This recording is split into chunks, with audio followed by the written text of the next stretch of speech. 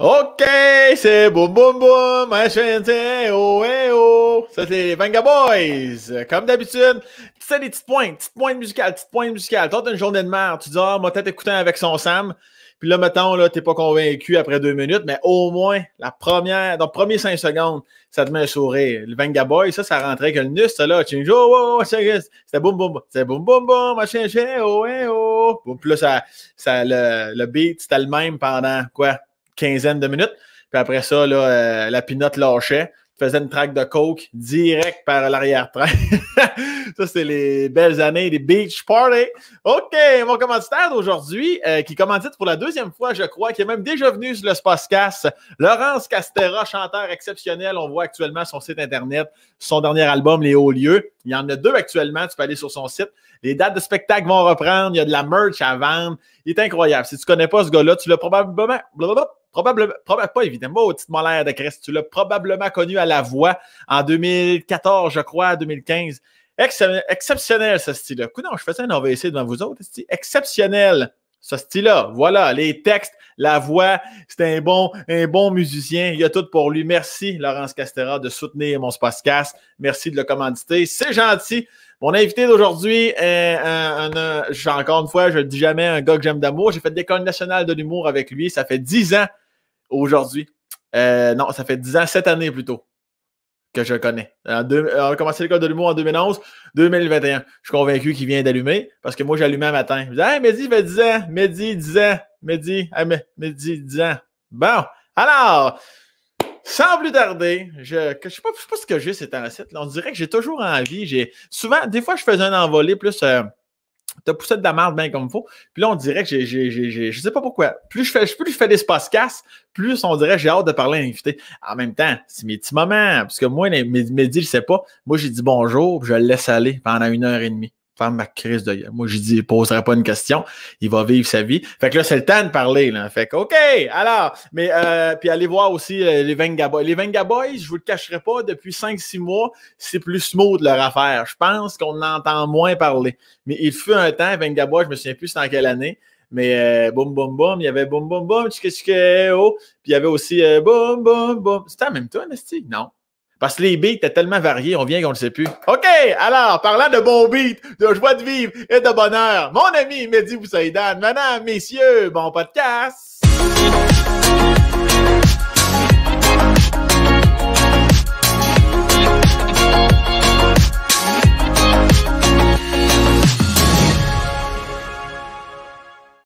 Yeah! C'est pas mon cochon? Ça va bien. Hey, il y a du budget dans votre podcast, c'est génial. Il y a ta face qui se dessine. Ici, il se brasse de la merde, là. Il se brasse de la merde. Ici, il y a plein de cash. Tu le vois pas, mais je suis assis sur à peu près 65 000 billes de 20$. Ça. Mais toi, tu dis ça, mais t'as quand même un certain montant d'argent là, derrière toi, là, dans ta bibliothèque, là, au niveau de la chaussure, là. Ah non, c'est tout du toc. C'est un gros poster. Mais non, mais c'est pas la même tune en fait. Boum boum boum, qu'est-ce eh oh, eh oh. Puis l'autre c'est boum boum boum boum. I want you in my room. Hey. D'après moi, ils ont eu les droits sur un onomatopée qui était le boom, puis ils se sont dit on va te le rentabiliser en sacrement. Ben, on rit, mais ils l'ont fait, hein. Cette tune-là roule encore. Je suis sûr qu'ils vivent encore sur ce cash-là. Mais c'est ça. Je pense qu'il y avait 2 tunes, peut-être 3. Les Venga Boys. Je sais pas c'est dans quelle année. Le Big Mike derrière le moteur. Mike, si tu googles ça, là, tu nous le diras, ou tu me le texteras, ou tu le marqueras. Mais les Venga Ils refont un retour d'ailleurs avec Bahaman. Avec quoi? Pas reste, tu niaises. Bahaman disait qu'il chantait Who Let the Dogs Out. Ah ouais? Une toune, une carrière. C'est en quelle année? On le voit-tu, c'est en quelle année? D'après moi, c'est fin 90. En 97. En succès en 97. Ouais. Wow. Hey, moi, ça a pris du temps. Quand j'ai compris le sens de la toune, I want you in my room. C'est boum, boum, boum, boum. On sait tout ce que ça veut dire. Ouais, au niveau de la queue dans le snout. La queue dans le snout, exactement. Ben, c'est ça que moi, je vulgarise. Hein, je suis un vulgarisateur. J'aime ça que tu prennes la gorgée au moment que je dis snout. Moi, je gargarise. Je suis un gargarisateur. Mais dis... Hey, c'est vrai, ça fait 10 ans déjà. Ça fait 10 ans, on s'est connus à l'école de l'humour. En fait, pas tout à fait 10 ans. Ça va faire 10 ans au mois d'août 2021. Il va falloir faire quelque chose, je pense. Ouais. Je dis qu'on va au... C'est quoi le bar où on allait tout le temps, où tu pouvais comme sais pas si tu venais souvent, là, il y avait comme un bar sur Sainte-Catherine, le Capsule Sportive. Ouais, ouais, oui, non, je peux pas croire que je sais exactement de quoi tu parles. Ouais. C'est le genre de cage au sport, mais choix du président. Là. Et ouais, la plus cheap des cages au sport. C'était Ouais, dégueu. pourquoi qu'on. En tout cas, c'est là qu'on est. Ouais. En tout cas, il y a trop de choses que je voudrais dire en ce moment qu'on ira pas là. Alors, mais disons, on te connaît comme la plupart des gens, la plupart du Québec te connaît beaucoup comme humoriste, improvisateur, comédien, scénariste, nomme-les toutes, les sacrements de mots. Aujourd'hui, on s'attarde à l'humain, Mehdi. Ouais. Mehdi, t'es né à Alger. Ouais, exact. En Algérie. Ouais, Alger, en Algérie, ouais. Hein, j'aurais lu Mascouche après, j'aurais été déçu un peu. Ils ne sont pas cassés la tête. La capitale, Alger, ça va être ça. Qu'est-ce que t'en penserais qu'on mette Algérie?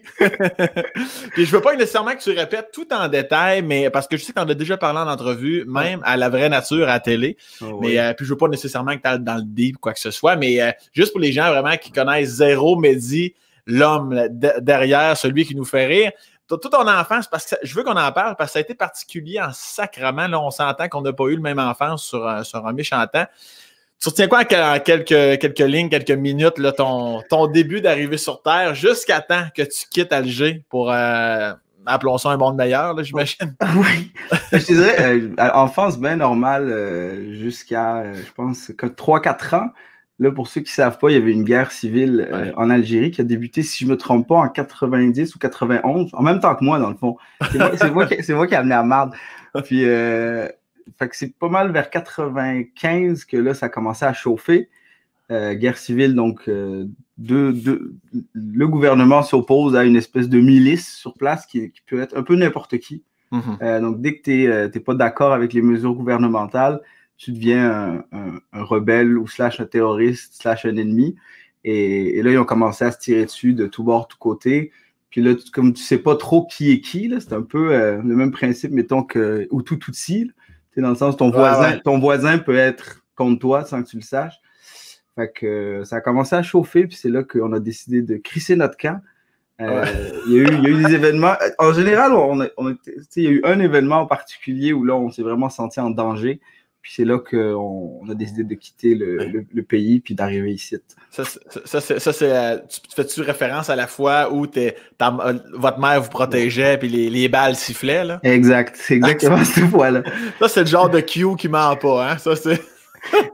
J'essaye d'écrire un numéro là-dessus dans mon prochain show, mais je te dis, c'est un événement qui est quand même troublant.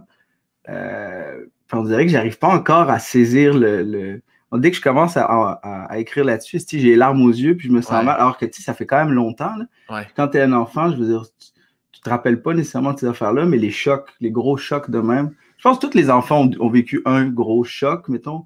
Ça peut être, il n'y a pas de niveau, là, ça se peut que ton chien soit mort, ou, mais tu t'en rappelles toute ta vie. Fait que, c'est ça, tu étais jeune. Tu te souviens-tu quand même de ce moment-là? C'est parce que c'est ta mère qui te l'a raconté qui fait que tu te souviens de l'histoire de ta mère ou tu te souviens d'avoir été là?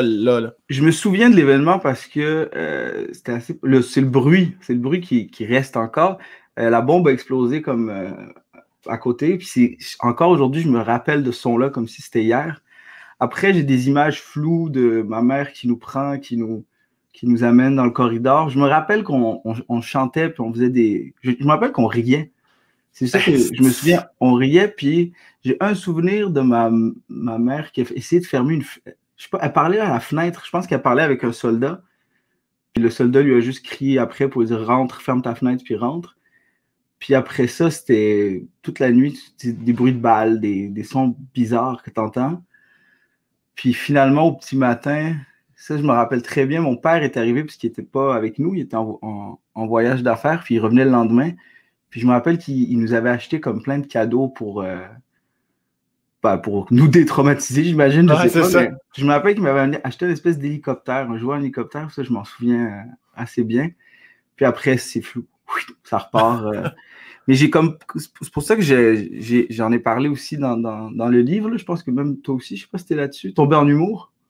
Non, je ne l'ai pas fait, moi, non.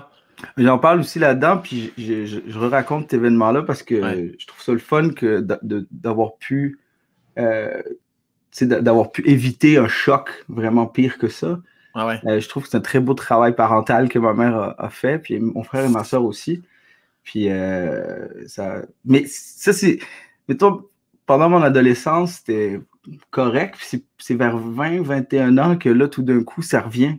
Ça revient dans tes rêves. La nuit, des fois, je repense, ça se reconstruit dans ma tête, mais à travers ton inconscient, là, parce que là, C'est ça. j'ai pas de contrôle là-dessus. J'ai choisi de ne pas penser à ce moment-là toute ma vie, mais à un moment donné, ton passé te rattrape. C'est genre vers. Je pense que c'était pendant l'École nationale de l'humour que c'est revenu. Là, je commençais à avoir des flashs, puis des. La nuit, j'entends des bruits genre, dans mes rêves, puis là, ben, ça s'est calmé un peu, si on veut. Mais je pense que le fait d'en parler puis d'essayer de décortiquer ce moment-là, ça va m'aider.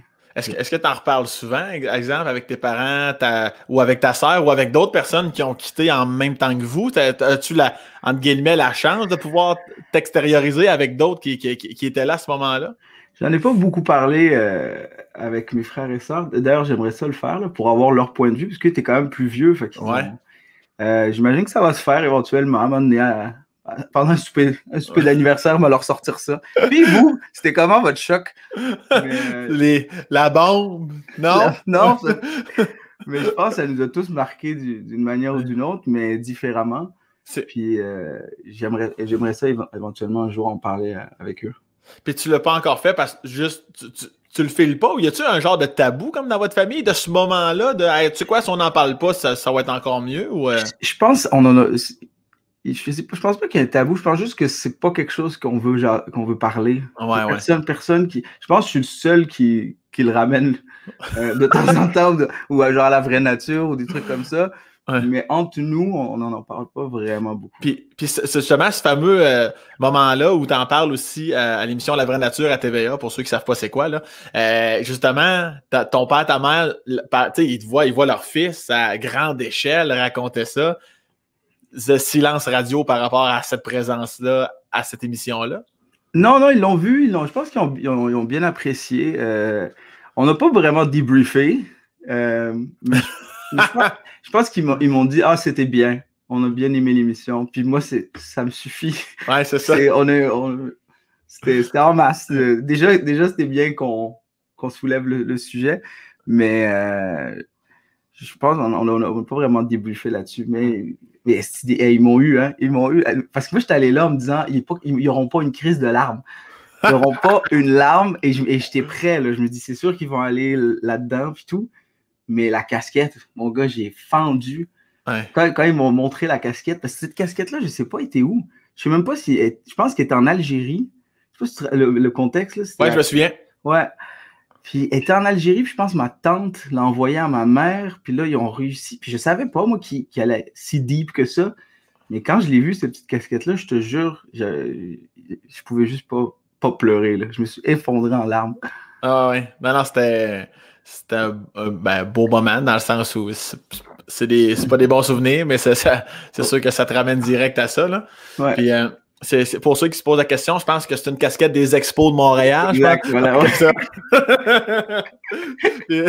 puis quand, bon, là, tu arrives au Québec, à ce moment-là, tu as quel âge? Tu as 5 ans à peu près? 4 ans, entre 4 et 5, genre 4 et demi, on va dire, là, mais... Tu peux-tu me le trouver précisément? Ça serait important pour le podcast de... ouais, mettons, on va dire 4 et demi. OK, ça va. Puis là, tu arrives à Laval? Non, on est arrivé à Montréal. On est arrivé, je pense, dans le quartier Chabanel, premier appart, là, sur Tallhurst. OK. On a habité là pendant 1 ou 2 ans, dans une espèce d'appart. C'était un Italien. Parce que c'est tough de trouver des apparts là, quand tu viens. Tu sais, une famille, personne n'a de job. Une gang d'Arabes qui débarquent à 5, c'est pas tout le monde qui veut leur louer un appart. Fait qu'on avait trouvé un petit appart Micheli qui s'appelait, c'était un propriétaire italien. C'était bien smart, des fois il me donnait des pâtes. Puis j'allais chez eux en bas puis ils me donnaient des pâtes. Puis on est resté là 1 an, puis après on a commencé à se déplacer parce que on voulait un appart de meilleure qualité. Ouais. Fait que mes parents ont commencé à bosser et tout. Fait que là, on se promenait un peu. J'ai fait Rosemont, j'ai fait Villeray, je pense une autre place. Première avenue Masson. Dans le temps que Masson, c'était aussi trash que Ontario. C'était quelque chose. Là. C'était beaucoup d'alcoolo. C'est comment dans les yeux du petit... Mettons de 5 à 10 ans, là, justement, tu parles de ce côté trash-là. C'est-tu moins pire à cause de tout ce que tu as vécu comme du petit bonhomme que t'es? Mettons, moi, le petit gars de Laurier Station, j'arrive à 5-10 ans. Moi, c'est trash. Moi aussi, c'est trash, mais je pense que c'est trash à un autre niveau. Toi, tu sentais-tu que mentalement, tu sais, quand il y a une bombe qui saute puis des balles qui sifflent, est-ce que le trash est moins trash à ce moment-là? Ou ben non, c'est complètement différent? Je pense pas que je réalisais ce qui se passait. J'étais pas trop au courant. Okay. Moi, j'étais à un moment donné, j'ai compris un peu qu'il y avait un problème, mais je comprenais pas c'est quoi qui se passait. Ouais. Moi, on m'a pris, puis mes parents, c'est pas les genres de parents qui disent, mettons, qu'ils vont toujours tout expliquer aux kids. Là. Ah ouais. Ah ouais, let's go, mets ton manteau, on s'en va au Canada. Il n'y a pas d'explication. Moi, je ne savais pas, j'avais aucune idée de ce qui se passait. À un moment donné, je vois un avion, je fais comme, hey, c'est malade, j'en avais vu à la télé, on embarque dedans, on arrive ici. Je ne savais même pas qu'on était rendu dans un autre pays. J'étais comme, on s'en va peut-être voir de la famille, je sais pas. Fait j'ai commencé à trouver ça louche quand j'ai vu de la neige, puis j'étais comme, Chris, ça a bien droppé la température. pour moi, il y a un problème. Puis là, j'ai commencé à réaliser, puis changement, tu sais, je n'étais pas encore allé à l'école, tu sais, je rentrais à l'école l'année qui suivait. Puis c'est là aussi que j'ai compris, là, classe d'accueil, j'étais comme, OK, pourquoi je parle pas la même langue que eux autres? Pourquoi ils me regardent bizarre? Pourquoi? Fait que là, j'ai fait, je pense qu'on est dans un autre pays. Est-ce que tu sais pourquoi tes parents sont venus au Canada? Parce que j'ai reçu Adib aussi sur le podcast. Ouais. Il racontait que son père, dans le fond, lui, il s'était déplacé aux États-Unis, puis là, finalement, c'était de la merde. Il y a une madame qui a dit, il y a un endroit comme au Québec, puis là-bas, ça parle français, puis lui, comme son idole, c'était Victor Hugo, fait qu'il voulait que ses enfants apprennent le français, fait que c'est pour ça qu'ils ont déménagé ici. Toi, sais-tu pourquoi vous êtes arrivé au Canada, ici au Québec, ou c'était juste random? Je pense qu'il y a un ami de la famille qui habitait ici, puis qui nous avait dit que c'était vraiment bien, puis l'option de la France, à ce moment-là, c'était pas terrible. Il y a beaucoup de ghettos qui sont créés dans les cités. Je pense que la condition des Maghrébins n'était pas optimale. Ouais. Je pense que mes parents ont préféré le Canada, qui avait une bien meilleure réputation à l'international que la France. Puis je suis très content d'ailleurs qu'ils aient choisi le Canada. Sinon, je serais probablement une petite caïra de cité. Je parlerais comme ça, tu vois. Frère, je dirais du shit. Je fais du rap. Un truc de ouf. Un truc de ouf. J'ai du fromage sur les yep. C'est que ça me mêle le verlan, là. C'est que ça me mêle. Tantôt, tu disais, bon, Masson, tout ça, c'était trash. T'as-tu des souvenirs de... Ben oui. Ouais, qu'est-ce qui pour toi était trash à ce moment-là? Ben, les voisins étaient fucked up. On avait un gars en haut, il vivait tout seul, puis il venait souvent quêter du cash. Il venait quêter du cash. Il quêtait du cash à tous les voisins, puis j'ai un souvenir de lui. Il est venu, je pense qu'il a demandé genre 20$ à mon père, puis mon père lui a donné, puis il avait dit, c'est pour amener ma fille au resto, parce qu'il y avait une fille, il était monoparental, puis il y avait une fille, puis je me rappelle qu'il est parti, il est revenu du DEP, puis il y avait genre deux quilles de Big Ten, puis il rentrait, puis il a comme eu un ice contact avec mon père, puis mon père était comme ça, la dernière fois que je passe du cash à lui. Mais il y a aussi, je pense qu'il a volé notre vélo aussi, pour le revendre. Et, non, c'était trash. C'était vraiment trash. Puis c'était que des bancos. Tu sais, la rue, c'était pataterie, banco, tout le long de la rue. Puis il y avait beaucoup d'itinérance. Je me rappelle, j'avais peur. Je me promenais sur Masson, puis j'avais la chienne, puis j'avais peur des itinérants. Je trouve qu'ils me faisaient peur. Ben, je pense comme beaucoup d'enfants, là, surtout quand tu regardes des films genre Maman, j'ai raté l'avion. Puis là, tu fais comme, hey, tu sont habillés pareil comme les méchants. Puis je me rappelle que quand on marchait sur Masson, je disais à mon père, je veux changer de côté de trottoir quand j'en voyais un. Ah ouais, hein, shit. Ouais, non, puis mon père, il faisait exprès de me rapprocher le plus d'eux autres. Il me mettait du côté, puis il me rapprochait d'eux, puis il me disait, t'as pas à avoir peur d'eux, c'est des gens bien normaux, on devrait pas traverser la rue quand on croise des itinérants, puis souvent, il leur jasait pour que j'apprenne que finalement, c'est pas des monstres, c'est juste des gens qui sont dans la rue, puis là, Puis depuis, je les aime, je les adore. Je passe mes soirées avec eux autres. C'est vrai que cette culture-là, dans le fond, là, de moi-même, petit gars de la région, quand je suis arrivé à Montréal ou quand je venais à l'occasion voir ma soeur, mettons, j'en voyais au loin, puis tu freines quasiment 1 kilomètre avant la lumière rouge parce que t'es comme Chris. Puis rapidement, tu continues maintenant, moi je leur parle souvent, parce que je me dis, des fois, je leur en donne des fois de l'argent, quoi que ce soit, puis des fois j'ai rien, parce que plus souvent qu'autrement, on a juste notre carte. Là. Ouais. Mais je suis comme, je prends le temps quand même de leur demander souvent ça va bien, oui. Puis, c'est rare qu'ils me disent non. Tout le temps, oui, ça va bien, bonne journée. C'est comme je dis, au moins, je vais te considérer parce que tu es quand même un humain, Steve, puis même si j'ai rien à te donner, je vais quand même te parler. Oui, il faut. C'est les gens qui les regardent à peine puis qui font comme s'ils n'existaient pas. Ouais, c'est ça. Ça coûte quoi de dire bonjour là, dans une journée? Ouais, je trouve ça important. Puis je suis pas surpris du comportement de ton père dans le sens où je le connais pas énormément, mais je l'ai rencontré une fois, ton père. On faisait un spectacle dans une école secondaire. À l'école secondaire où il travaillait. Ouais. Je l'ai vu, puis je me souviens plus qui m'avait dit, mais c'est le père de Mehdi. Puis j'étais en 3 secondes, tu peux pas être en amour avec ce monsieur-là. Là. Il était tout bien placé, bien habillé. Je trouve qu'il dégageait beaucoup de sagesse. Je trouvais qu'il était calme, en tout cas, il avait vraiment l'air. Il y a une très belle âme. Puis même, il a travaillé longtemps à cette école-là. Puis il y a des gens qui me reconnaissent dans la rue. Puis font Hey!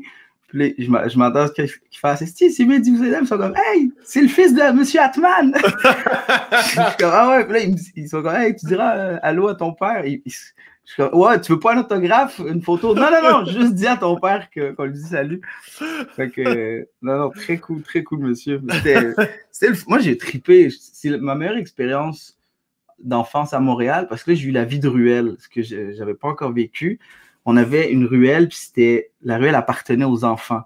Les kids jouaient au hockey, puis on jouait à tag, puis j'ai passé tellement de temps dans cette ruelle-là. C'est dommage parce que comme on déménageait presque chaque année, j'ai pas eu longtemps cette expérience de ruelle, mais je me rappelle que j'ai tellement trippé. Puis j'allais à l'école à pied, parce que l'école était à côté. Je ramassais des scènes pour m'acheter des casse-gueules. Ouais. Le bonbon le plus rentable, ça coûte 10 cents, puis ça dure 6 heures. Puis j'ai vraiment, vraiment aimé ça. Puis il y avait des petits bums de ruelle, là, des petits gars qui toujours en chest, avec une queue de rat, là. C'est qui foutait à la marde, puis il me faisait peur, puis c'était très, très cool. Étais-tu de nature craintive ou encore là, tu avais plus ou moins conscience que c'était des bombes ou quoi que ce soit, ou déjà, comme tu partais à courir chez vous, c'était quoi ton espèce d'approche par rapport à cette vie de ruelle-là à travers ceux qui sont moins gentils? Non, au début, j'avais peur comme kid. Moi, j'avais une phobie des kidnappeurs. J'étais sûr qu'on allait me kidnapper.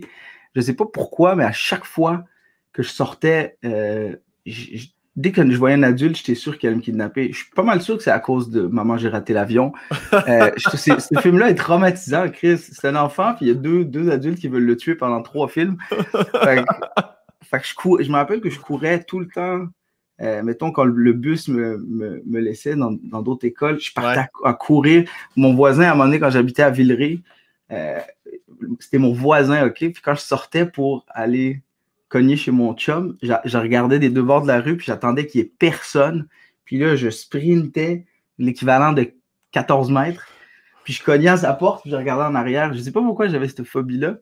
Puis après, quand j'ai commencé à jouer dans les ruelles, on dirait que j'ai commencé à devenir un peu plus casse-gueule. Puis j'ai commencé à jouer à balle au mur, grimper des clôtures, passer des barbelés. À un moment donné, la balle est passée de l'autre côté de la clôture, j'ai grimpé des barbelés. Puis je te le dis, je me suis tout déchiré les jeans, puis je me suis fait engueuler comme du poisson pourri. Mais ça m'a rendu un peu plus téméraire, ma vie de ruelle de Rosemont. C'est quoi ta relation? Vous êtes 3 dans la famille? J'ai un frère et une sœur. Ok, parfait. Puis, excuse-moi, on dirait que je venais de te poser une question piège, t'as comme hésité. J'étais comme, non, mais il y a les parents, fait qu'on est 5. Ouais, non, mais excuse-moi. J'aime pas les maths, Sam, j'aime pas les maths. J'étais comme, Steve, fallait-tu pas que je lui demande combien qui était légitime, on est 3. Non, Puis, avez-vous une grande différence d'âge? Ouais, mais mon frère et ma soeur sont plus vieux, de à peu près un peu moins qu'une dizaine d'années. Je pense qu'ils ont 8 et 9 ans de différence. OK, fait que t'as pas, pas que t'as pas de chimie avec eux autres, mais Ah, c'est complètement ailleurs, là. non, c'est ça, mais j'ai passé beaucoup de temps avec eux. Tu sais, c'est pratique là, quand t'as un enfant quand même en bas âge d'avoir deux Ouais. ados. Fait que, ils sont super bien occupés de moi. Ça a toujours été mes gardiens. Puis tu sais, on jouait pas trop ensemble parce qu'on avait une trop grosse différence d'âge. Mhm. Mais je les voyais comme deux figures autoritaires qui s'occupaient de moi. T'as encore cette belle relation-là aujourd'hui, même si vous êtes adultes puis chacun Ouais, vit sa ouais, vie, là? Ouais. on s'entend bien. Là. C'est cool. Puis tes parents arrivaient à tenir le fort, là, parce que, tu sais, là, clairement, ils parlaient pas la langue non plus, là, ni ta mère ni ton père parlaient pas le français. Oui, l'Algérie, Ah oui, c'est vrai, excuse-moi, ben oui. La deuxième langue, c'est le français. Oui, excuse-moi, c'est vrai. Ouais, ça facilite la chose. Donc, ils arrivent à se trouver un métier quand même assez rapidement. Ouais, pas dans leur domaine, mais ils ont trouvé quand même de la job. Mon père, je pense qu'il livrait des pizzas pour Pizza de Nini. OK. Qui est une ancienne chaîne qui n'existe plus. Puis ma mère, elle a fait ses études, ses équivalences pour enseigner le français. C'est quoi? Puis sont encore profs? Ton père est encore à l'école secondaire? Mon père est retraité. Il est retraité, OK. Il est retraité depuis cette année, je pense. Puis ma mère est toujours en enseignement. OK. Puis là, je te connais très bien. Je sais particulièrement. Sans même te voir, je le sais que tu es en train de shaker de la jambe comme tu as toujours fait. Ah oui. Faut que je me calme. Non, mais j'essaie de travailler là-dessus. Merci de me le dire, sinon j'ai vraiment l'air d'un gros dégueulasse. Fait que là, on habitait à Rosemont. Je pense pas que je sais que t'as du fun, mais je pense pas que t'as autant de fun que ça pour te passer un Wally pendant qu'on se parle. Là. Non, mais c'est parce que j'entendais cogner ta jambe cogner, ça rentrait dans ton micro, c'est pour ça. Je connais aussi ton doigt dans l'œil sous quand tu te grattes comme ça, je te connais parfaitement. La dent. J'ai ça maintenant. Je me suis comme pété une dent il y a pas longtemps, puis là c'est comme irrégulier, fait que je suis tout le temps en train de la lécher. C'est l'enfer. Je m'ouvre la langue quasiment à cause de ça. Puis tu grandis, la vie de primaire, dans le fond, tout le reste se passe bien ou il y a quand même eu des accrochages par rapport au regard des autres que tu disais tantôt? Ça a-tu duré longtemps ou ben non, rapidement? Non, peut-être au début, c'était un peu tough parce que je parlais pas la langue, fait qu'il fallait que je l'apprenne vite. Et je l'ai appris vraiment vite parce que ma mère est prof de français. Fait à la maison, elle m'a beaucoup aidé. Puis ils ont été vraiment chill, mes parents. On a parlé français. Tout le monde parlait français à la maison. Ouais. Un peu d'algérien, mais je pense qu'ils voulaient vraiment qu'on apprenne vite. Fait qu'ils nous ont. Puis mes parents parlent français impeccable. Fait que j'ai appris quand même vite. Après, c'était quand même dur parce que les kids, c'est méchant, c'est sûr. Ouais. À l'école, c'est toujours c'est l'arabe.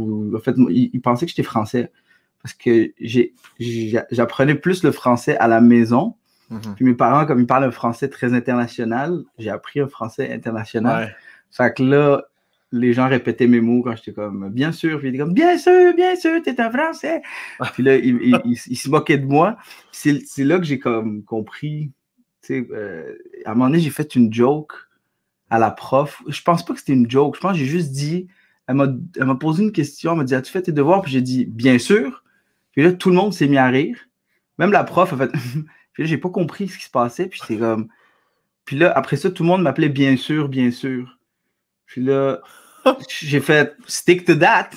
Let's go, appelez-moi de même. Au moins, ça les fait rire. Puis là, j'ai compris que quand tu fais rire les gens, ils t'aiment bien.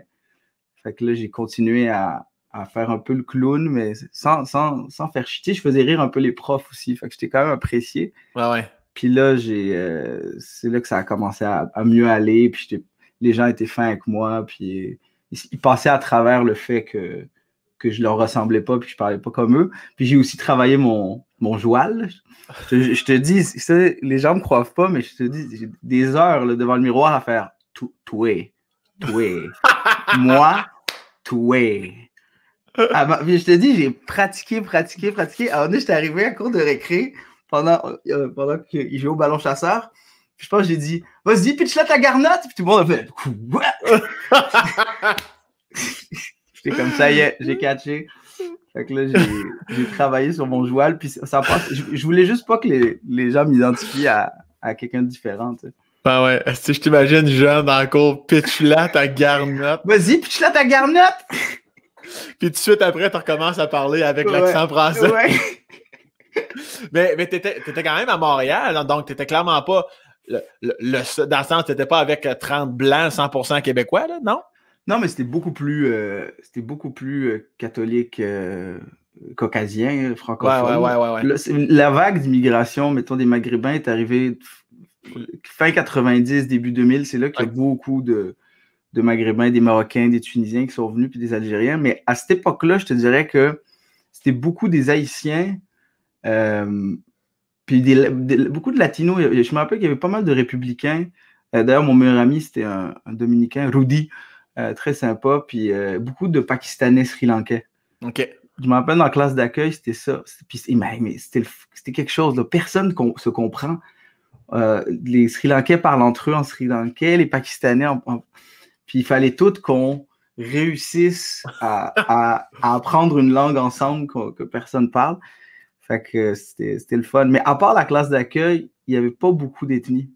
OK. C'était quand même très, très caucasien comme école. C'est plus tard là, au secondaire que là, ça s'est plus coloré, mais ouais. c'est sûr que, mettons, si on avait atterri à Québec, ça aurait été encore pire. Ben oui, oui. Par Québec, définition, oui. Québec, même j'ai des amis en ce moment, là, j'ai des amis de Québec, il n'y a pas encore beaucoup de. Non. Il n'y a pas encore beaucoup d'immigration, mettons, haïtienne ou maghrébine. Il y a pas mal de Marocains, mais c'est encore minime. Ouais, il y en a de plus en plus, mais tu sais, moi-même, ben là, on a à peu près le même âge. Je suis peut-être un an ou deux plus vieux que toi, mais je veux dire, tu sais, à un moment donné, moi, au secondaire, tu sais, dans le sens que si, mettons, il y avait un noir, tu sais, c'est comme, c'était l'événement. C'est comme, hey, il y a un noir. Tu sais, c'était comme ça. C'était pas vraiment le seul qu'il y a eu du secondaire, là, dans le sens que nous, c'était pas commun du tout. Là, on n'a pas du tout la même vie que quelqu'un qui est né ici même à Montréal, centre-ville. C'est sûr que. Puis, d'ailleurs, la chose que j'avais déjà même parlé un petit peu, la chose que j'ai adoré le plus à mon arrivée à Montréal, t'en as été témoin toi aussi, là, tu sais, tellement d'affaires que je savais pas, plein, tu sais, comme juste les restos, tu sais, jamais découvrir, jamais, je pense qu'il faut rester ouvert malgré tout, là, tu sais, puis j'étais comme, assez qu'à un moment donné, je me disais, mais tout ce que j'ai manqué dans les, 22 dernières années, j'avais à peu près ça, 22 ans quand je suis arrivé à l'école de l'humour, j'étais comme, est-ce qu'il faut vraiment sortir, hein? Il faut vraiment voyager, il faut vraiment voir, il faut connaître, sentir, apprendre, goûter. Je trouvais ça. Mais tu te rappelles, pendant la tournée, j'essayais tout le temps de convaincre le monde d'aller dans des restos ou dans des trucs un peu différents. Puis tout le monde stickait. Ah non, Tim, on va aller au Tim, on va aller au McDo. Je me rappelle une fois, on est allé dans une pizzeria, j'étais avec 4 puis Jay. Puis t'étais là, puis on était à la pizzeria, puis en face, il y avait un Tim, puis t'avais pas l'air bien, là.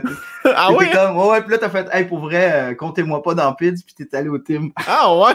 Je me rappelle. Je pense parce qu'il n'y avait pas de lait au chocolat à la pizzeria. Ah, c'est ça. Ah, mais j'étais un peu déçu d'entendre ça de moi-même. Non, mais là, ça faisait même pas 2 ans que j'étais à Montréal, là, non, mais à un moment donné, effectivement, moi, j'étais quand même assez têtu des fois. Je suis comme, ah non, mais tu sais, si c'est la seule affaire qu'on va manger avant l'autre chose, je vais m'assurer.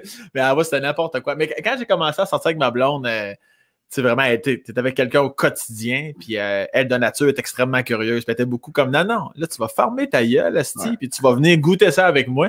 Puis tu sais, 3 affaires sur 4, là, tu peux pas tout aimer dans la vie, mais je suis comme, Chris, c'est bon, puis que c'est pour ça, des fois, je suis comme, probablement ces moments-là, tu sais, que tu repenses à ça, puis t'es comme, comme j'étais déçu de moi-même, là, tu sais. Mais bref, l'important, c'est qu'on avance, puis... oui.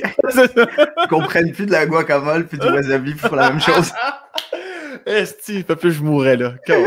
Moi, j'aurais jamais dit. Je t'aurais laissé de manger. Là. Ben, je te remercie, t'es bien fin. C'est ce qui m'a fait au podcast. Merci beaucoup. Mais... ouais, je reviens à ton parcours scolaire. Avais-tu d'affaires à marcher droit dans le sens où avais-tu des parents quand même très autoritaires ou c'était très chill puis ils comprenaient ce que vous viviez, autrement dit? Mes parents, je pense qu'ils sont juste corrects. Là. Ça n'a jamais été des parents. Oh, excuse, attends, il y a juste un pop-up là, qui sort. Ta porn, c'est ça? Ton abonnement? Oui, c'est ça. Ben, c'est ça, il est bientôt 2 heures. Faut que je me wank. Mais mes parents ont toujours été très, très... C'est des parents classiques, c'est-à-dire que quand on faisait quelque chose de pas correct, on était punis. Puis c'est sûr que culturellement, c'est pas le même type. Tu sais, mes parents, ça a toujours été... Mes parents, c'est des figures autoritaires. C'est moins tes chums. Là. Mhm. Je savais j'avais des amis que j'avais l'impression que leurs parents, c'était leurs chums. Là, puis ils se tenaient un peu moins droit. J'avais demandé mon voisin, je me rappelle, on jouait, puis sa mère a crié « François, veux-tu manger des pizzas pochettes ou des pogos? » Puis il a fait « Ta gueule! » J'étais comme « Oh mon Dieu, de un, t'as le choix. T'as le choix de ton souper. Puis en plus, tu réagis de même. » Ça m'a choqué. J'étais comme « Moi, si je criais ça à mes parents, je mange pas. » là. Puis mes parents, c'était, tu sais, ils font un souper, tu manges ce qu'il y a sur la table, si t'aimes pas ça. Ma mère, elle me disait, si t'aimes pas ça, fais-toi à manger. Fait que je me faisais, quand vraiment j'aimais pas ça, je me faisais des œufs, puis j'ai commencé à cuisiner comme ça, en essayant de skipper des soupers, puis c'est comme ça que je suis devenu quand même pas pire en cuisine. Ouais. Mais non, mes parents étaient une éducation très classique algérienne, fait que on se tenait quand même droit, tu sais, c'est sûr qu'on a une conception de la discipline qui est assez aiguë. Fallait pas faire chier nos parents. Fait, évidemment, comme n'importe quel kid, il y avait des trespass, puis il y avait des erreurs de parcours. On essayait des fois de. Ouais. Mais sinon, il était très, très cool. Est-ce que tu. Je me souviens à l'école de l'humour, puis j'en parle parce que je pense pas que c'est gênant. À la limite, je trouve ça cute de ta part. Quand, mettons, ton père ou ta mère, tu parlais au téléphone, tu parlais plus à la française, comme plus français international. Assez qu'au début, tu te souviens, on était étonnés de Mehdi parle à sa mère parce qu'il nous parle pas comme il nous parle, comme plus québécois. Tu étais plus international avec tes parents. La raison de c'était-tu pour ça? C'était pour. Comme... J'ai jamais compris, c'est parce que c'est comme ça que j'ai appris à parler français, puis c'est avec eux, puis ça se fait naturellement, automatiquement. Tu sais, tu pourrais être là, puis mon père là, mettons, puis je ferais, ben oui, Sam, le truc, c'est que, puis en fait, voilà, donc c'est la même chose. Ça, instantanément, ça switch. Je sais pas pourquoi ça se fait. C'est mon vrai français, c'est le français avec lequel je parle avec mes parents. Ah oui. Ça, c'est l'initial. Après ça, j'adapte en fonction des gens. Il y a des gens qui trouvent ça whack. Moi, je trouve que c'est une forme d'intelligence de s'adapter, puisque l'objectif, c'est d'être compris. Ah ouais. Donc, je le fais même, je te jure, je le fais automatiquement. Si je parle avec un hispanophone, je vais commencer à intégrer des mots espagnols. Tu sais, je vais faire comme « Hey, Mira, viens ici! » Je veux juste être le plus compris possible. Fait que, quand tu vas en France, est-ce qu'on reconnaît ton accent ou c'est comme... Non, je change, je switch. Non, mais je veux dire, même si tu parles parfaitement le français de France, est-ce qu'on reconnaît quand même que tu dois venir du Québec quand même? Oui. Ben oui, c'est instantané. Là. C'est sûr que je me fais quand même comprendre, mais les Français, c'est fou. Là. À un moment donné, je sortais de l'aéroport de Charles de Gaulle.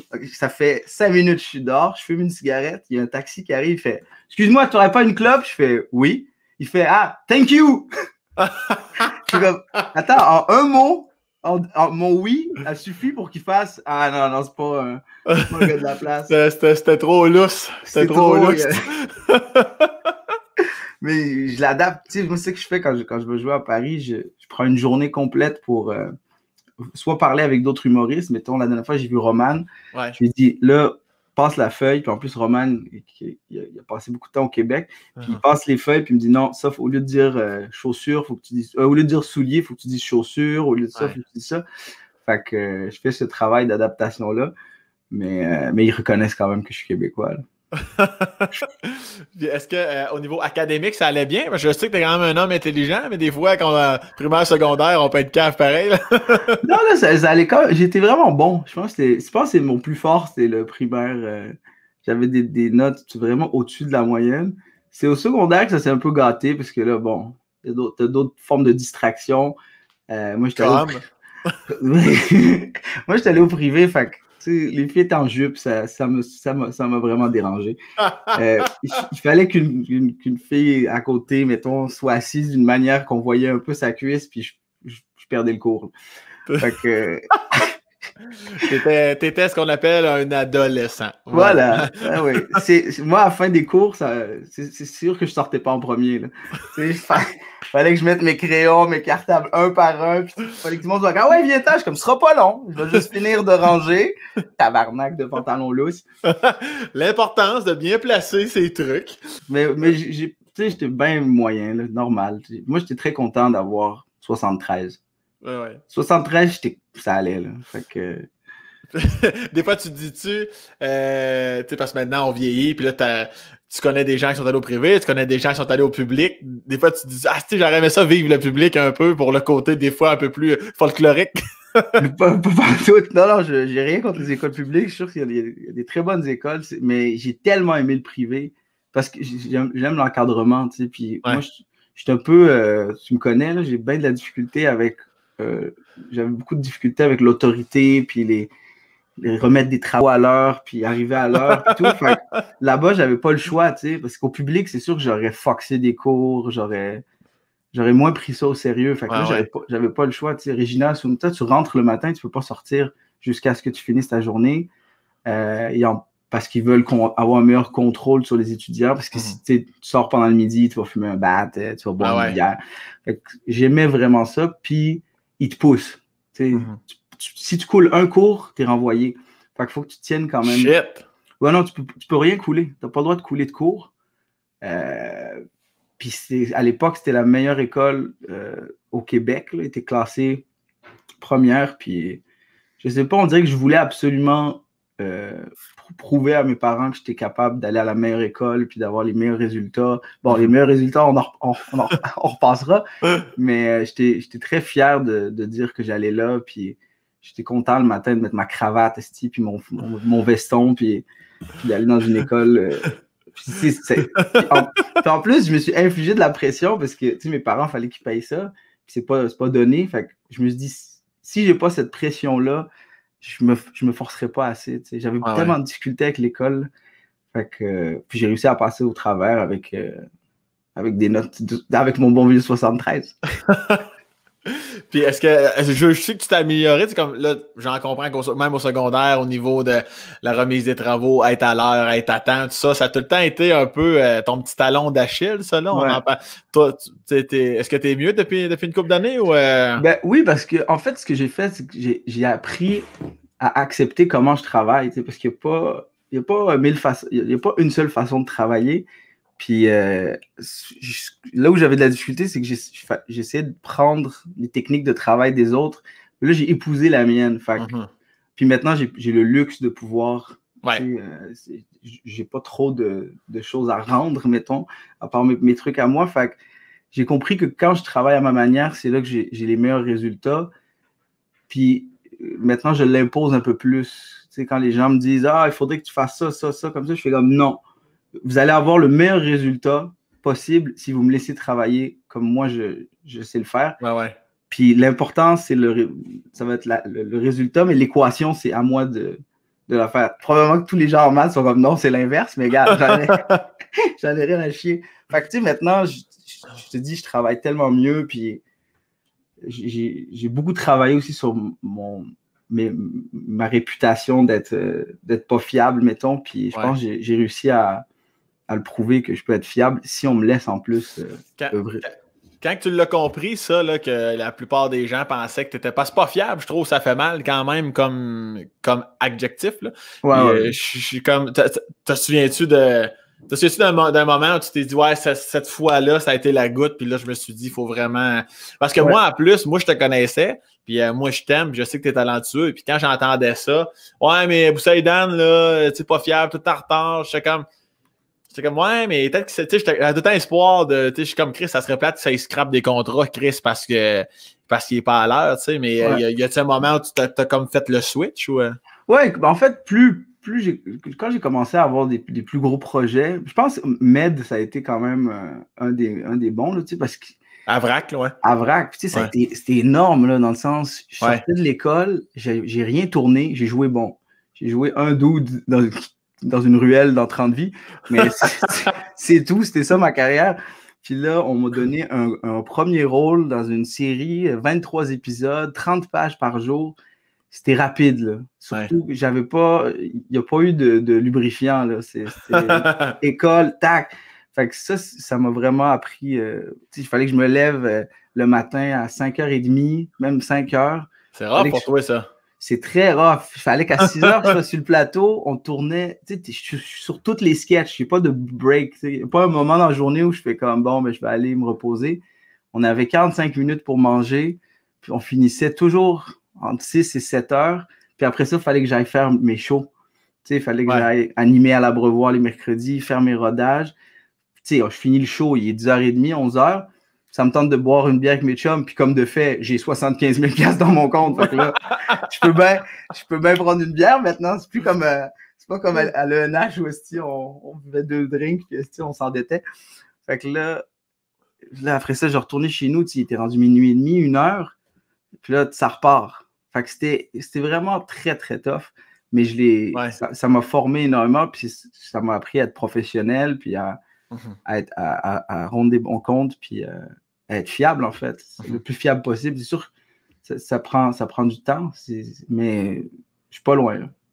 Puis t'as-tu pogné de quoi? T'as-tu ajusté rapidement? Parce que tu passes quand même de Mehdi où, bon, comme la plupart d'entre nous, on s'entend, l'argent était assez rare, là, à soudainement, bang, gros contrat télé, jeunesse, puis as-tu eu de la misère à dealer avec ça? Tu repenses à ça aujourd'hui, puis t'es-tu comme, ouais, la première année, le premier mois, je sais pas, je l'échappais. Mais si c'était à refaire, je ferais plus attention? Oui, la première année, je la referais pas pareil. Je la changerais toute.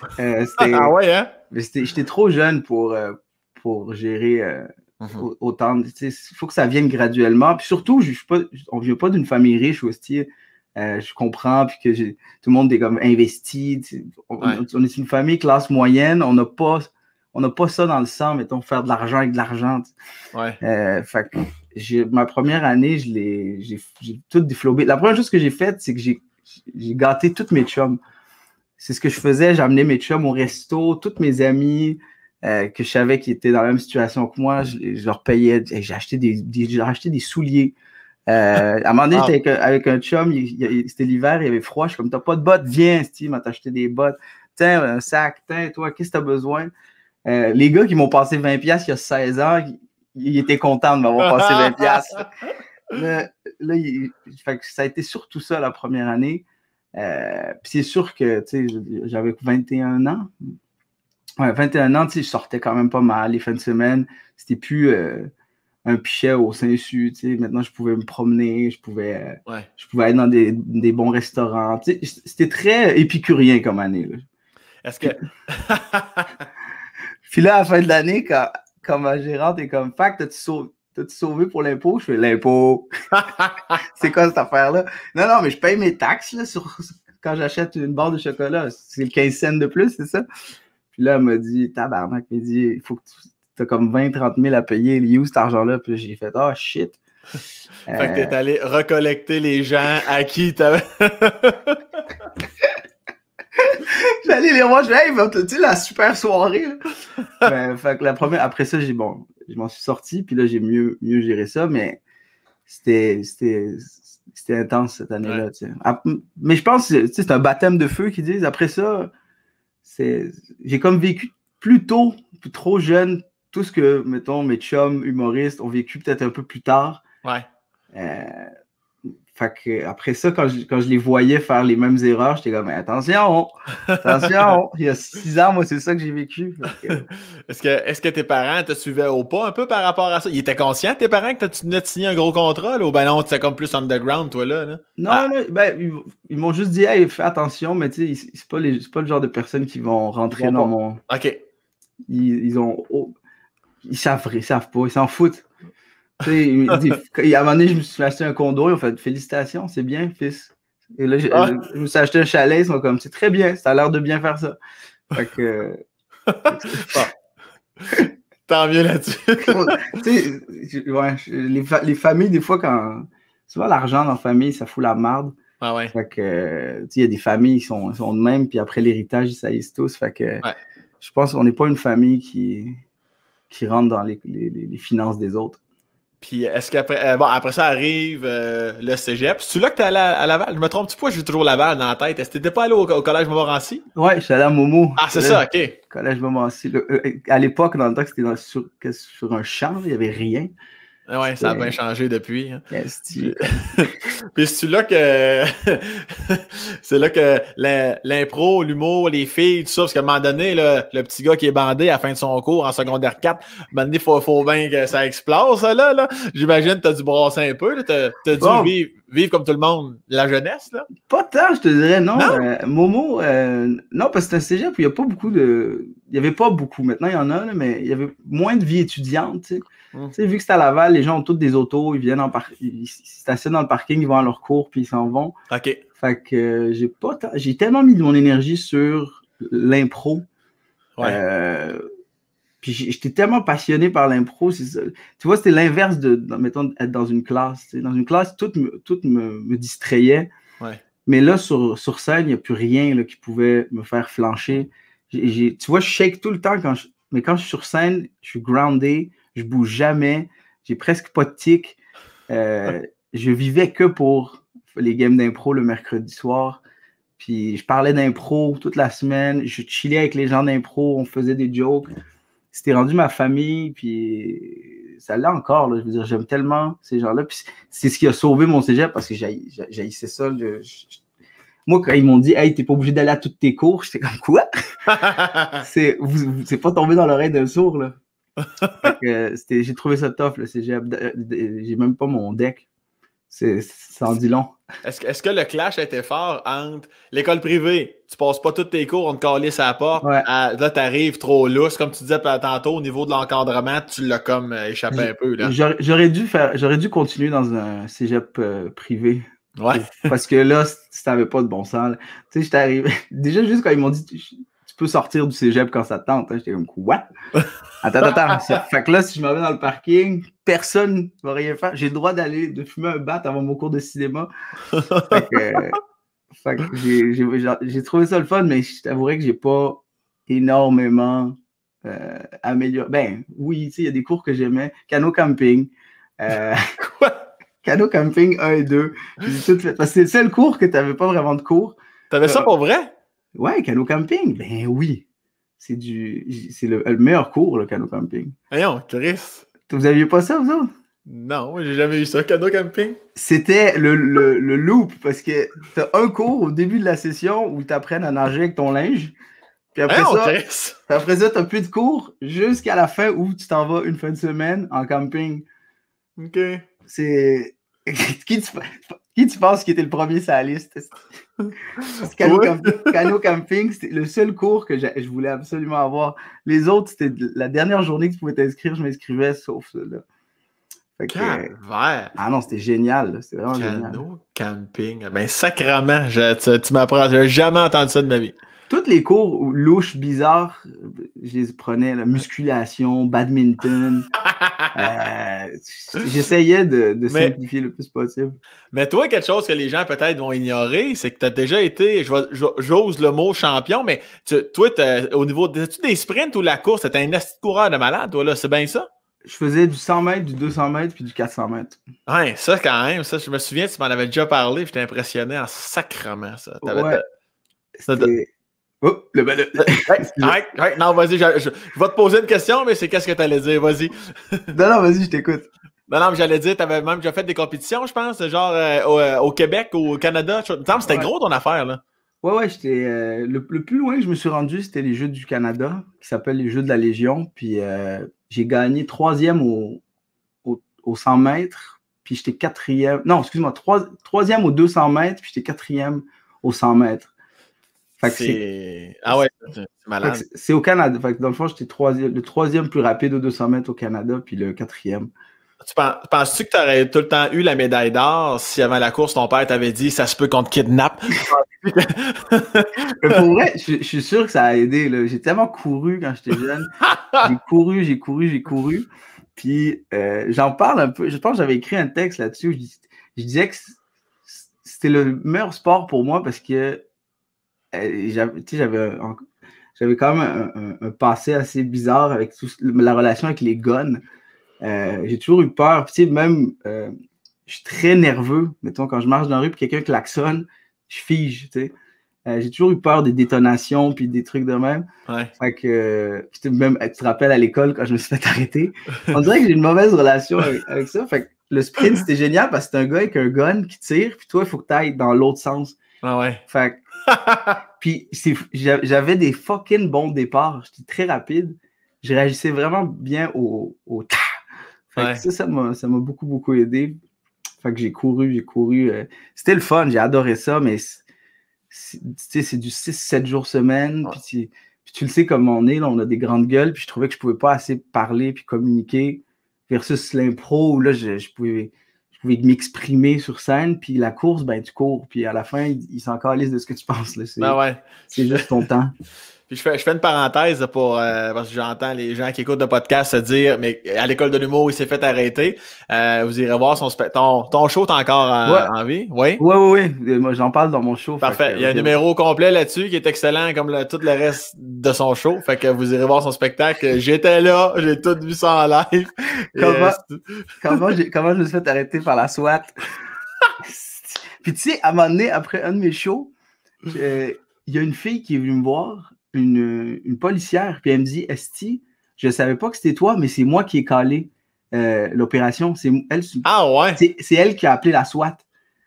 Puis elle était là avec d'autres policières, puis on était toutes là cette journée-là, puis j'étais comme, oh mon Dieu. Puis il disait, on se rappelait de cet événement-là, mais on savait pas que c'était toi. Ils l'ont appris pendant le show. Ça, c'était malade. Puis la course, tu l'as fait combien de temps? J'en ai fait, je pense, 5-6 ans.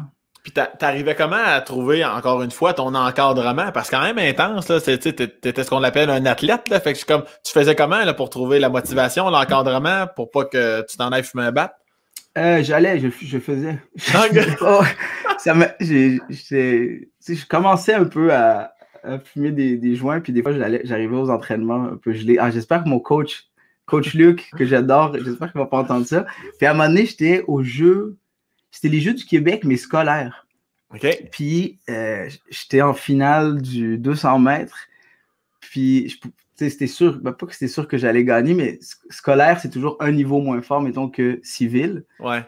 Fait que, j'avais des très bonnes chances de gagner. Puis, à un moment donné, je sais pas. Oui, il s'est mis à pleuvoir. Puis là, ils ont dit, hey, vous savez quoi? La finale du 200 mètres, on va la repousser parce qu'il pleut, puis il y a trop de vent.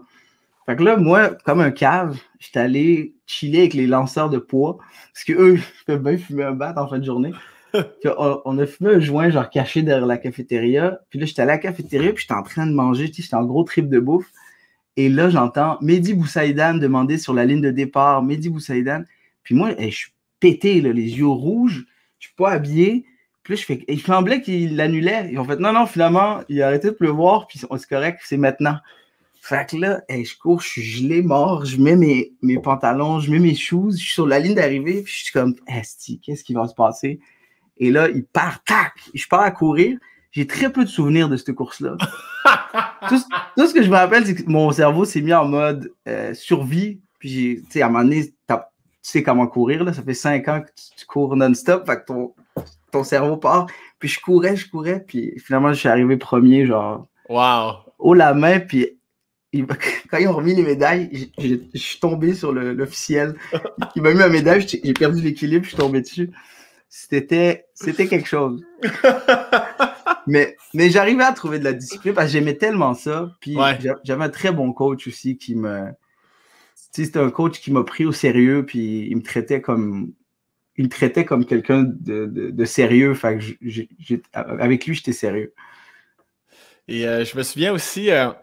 on avait déjà, tu niaisais puis tu niaisais pas là au niveau amoureux là, tu disais tu parlais au niveau des cultures là, tu sais comme t'as déjà sorti avec des Québécoises, tu sais puis tout ça puis tu disais moi les Québécoises des fois moins, tu sais parce que à quel point ça fait longtemps là, ça fait 10 ans de ça là, on était encore jeunes, mais on était encore plus jeunes puis savoir à quel point cette culture là influence ta relation amoureuse que tu as actuellement. Là, je pense que tu es célibataire, là, mais à quel point tout ça t'arrive à naviguer là-dedans à force de vieillir, comme depuis les 10 dernières années.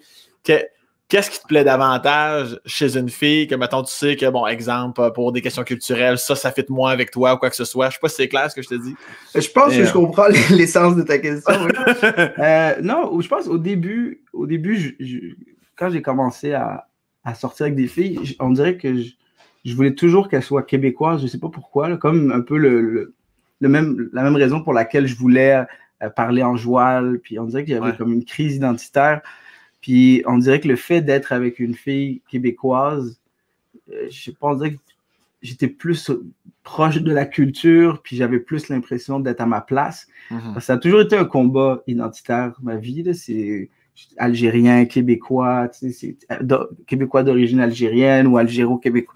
Je me suis toujours senti comme un imposteur quand je brandissais le drapeau de l'Algérie le jour de l'indépendance, le 5 juillet, où je me sentais imposteur à la Saint-Jean avec mon drapeau québécois. Quand je cite, je suis un Arabe. Quand j'étais à Alger, je suis le Canadien. On dirait que ça a toujours été assez tough à ce niveau-là. Puis à un moment donné, j'ai fait « fuck it », je suis les deux. Je suis algérien, je suis québécois. Si je vais vivre au Brésil, je vais être brésilien. Fait que, après, au début, c'est ça, je fréquentais surtout des filles québécoises. Puis à un moment donné, j'ai fait « ben non, je devrais pas me limiter à une ». C'est sûr que c'est parce qu'il y en avait plus, puis mettons, les milieux que je fréquentais, c'était plus souvent, tu sais, l'impro, maintenant, c'est un peu plus ethnique, mais c'est surtout des Québécois de souche qui font de l'impro. Ça a été créé ici, crime, fait que c'est comme c'est un sport national, là, fait que... Mais après, je me suis pas limité, là. Après ça, je me suis dit, après, je me danse pas dans le nombre, dans la culture. J'aime pas ton rire. Mais non. Après, j'ai vu des filles de toute ethnicité, puis il y a du bon dans toutes les cultures, puis t'en apprends tout le temps. Fait que moi, maintenant, je regarde pas la couleur de peau ou la couleur de cheveux. Si la fille est intelligente, si elle est le fun, puis... Fait que, dans le fond, de ce que j'en comprends, c'est que les Québécoises, en général, c'est des grosses calisses de chiennasse. C'est ça que tu veux dire? C'est ça que t'as dit, mais dis. I don't recall. I don't recall that. Non, mais je trouve que les Québécois sont plus ouvertes.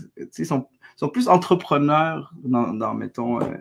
souvent, c'est les filles qui vont venir vers toi. Moi, j'ai jamais été un gars qui va vers les filles. T'es timide quand même, toi. Je suis très timide. Moi, dans un bar, je suis pas du genre à aller te payer un verre ou je vais rester dans mon coin, puis je vais jouer au baby-foot, je vais faire d'autres trucs. Si tu viens vers moi, puis mettons, tu me jases, là, OK, on peut...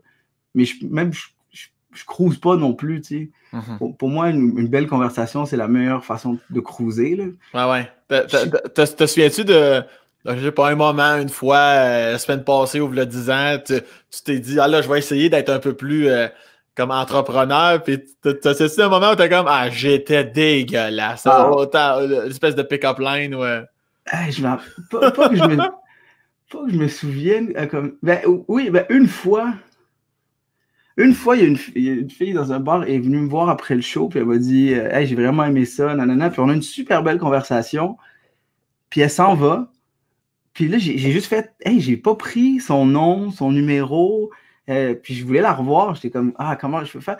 Puis elle partait, elle était avec une gang d'amis à elle, puis elle m'a dit qu'elle habitait comme, pas trop loin, mais mettons à gauche du bar, là. Elle m'avait dit après où? Fait que je suis sorti, j'ai pris un taxi, puis j'ai roulé sur la rue en regardant des deux bords si j'allais pouvoir rattraper ce groupe de gens-là. Puis je me suis retrouvé jusqu'à où est-ce qu'il y a ma grosse truie chérie. Là, j'ai refait le chemin inverse à pied. Puis je suis tombé face à cette gang-là. Puis j'ai fait comme si... J'étais comme « Hey! C'est drôle que... Hein? » Ils ont juste dû faire « Comment t'arrives dans l'autre sens? » J'étais comme... J'ai inventé une histoire. Je suis comme « Ah non, mais j'ai un ami qui blablabla. » Puis là, je lui ai demandé son numéro de téléphone. Puis après, on s'est revus. Mais je pense que c'est une des affaires que j'ai faites pour... Mais d'habitude... C'est quand même romantique, quand même. On s'est fréquenté 2-3 mois, puis ça a fini là, mais quand même.